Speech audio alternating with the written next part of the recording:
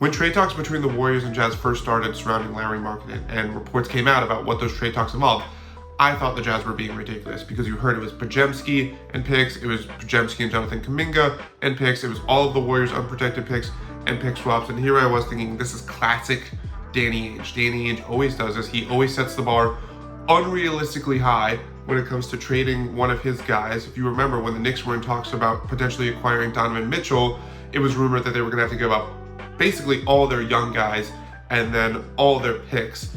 And obviously that deal never happened for obvious reasons, and it sort of feels like this is the same thing. But the more I think about, how these talks are going and the more thought I put into it, the more I actually kind of like what Danny Ainge is doing and this strategy in this context, because the Jazz have all the leverage over Golden State in this situation. The Warriors are obviously desperate to build a winner around Steph Curry, and so you kind of feel like they have to make a move like this to bring in an all-star like Markkanen if they want to keep pace in the West. So if you're the Jazz, you're not in any rush to do this deal. The Warriors are the ones who feel pressured to do this deal to make sure that they can actually compete for a championship this year, to maximize Steph Curry's prime, all that stuff.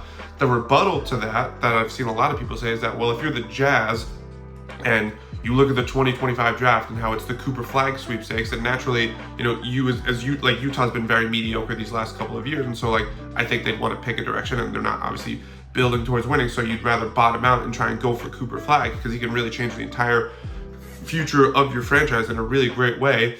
If you have the chance at that, the argument for trading Markkanen sooner rather than later is that Utah shouldn't want to enter the season with an all-star helping them win games, thereby, hurting their chances at winning the Cooper Flag sweepstakes. So you would argue that, hey, well, the Jazz should want to get this deal done too.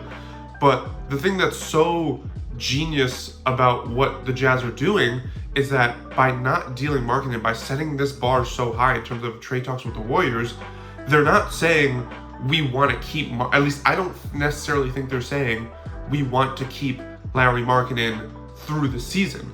I just think what they're saying is that we're not going to make a deal with the Warriors in July that we know is going to be there come September, October, literally the day before the season. Because if the Jazz still say no, what do you think? The Warriors are just going to be okay, well, now we don't want it? No, the Warriors are going to do whatever they can to get Markkanen at any point in the season. So you know that Golden State's best offer, whatever that is, will always be there, because again, they are desperate to add a piece to help them compete this upcoming season and beyond, to maximize Steph Curry's years.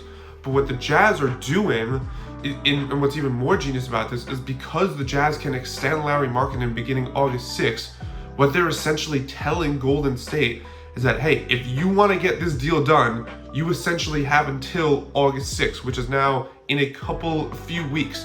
Because if the Warriors don't get this deal done before August 6th, and the Jazz extend Lauri Markkanen, well, all of a sudden, you're going to have a lot more teams interested in trading for Lauri Markkanen, because he's not just a potential 1 or 2 year rental, he's signed long-term. Now, all of a sudden, you have this long-term all-star in his prime, and that's a way more attractive piece to trade for, and that a lot of teams would be more willing to trade for, would be more willing to give up more assets for, teams that might be able to outbid Golden State. So if you're the Jazz, you're essentially saying to Golden State, hey, you got to give us everything, otherwise we're you think the Jazz care where they trade Lauri Markkanen to?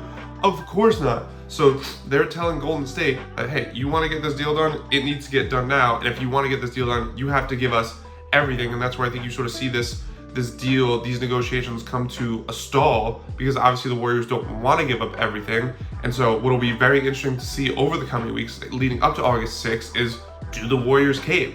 Do they say, hey, we really need this guy, whatever? Okay, Podziemski is a nice player. Picks are great, but what do we need picks? We need to maximize Steph Curry's prime, as many years as we have left with Steph Curry. So it's going to be very interesting to see if the Warriors cave ahead of August 6th and just pull the trigger on this deal, knowing that it gets them an all-star, knowing that if they let it get past August 6th, they might not be able to make this deal. They might get outbid. And if you're the Jazz, you're just sitting back comfortably, because you know that a deal's probably going to get done either way. It's just a matter of who, reaches their asking price. And they're setting themselves up now where they're kind of forcing Golden State to reach their asking price if the Warriors really want him. Otherwise, some other team definitely will, because Markkanen is just that attractive of a trade piece at this moment.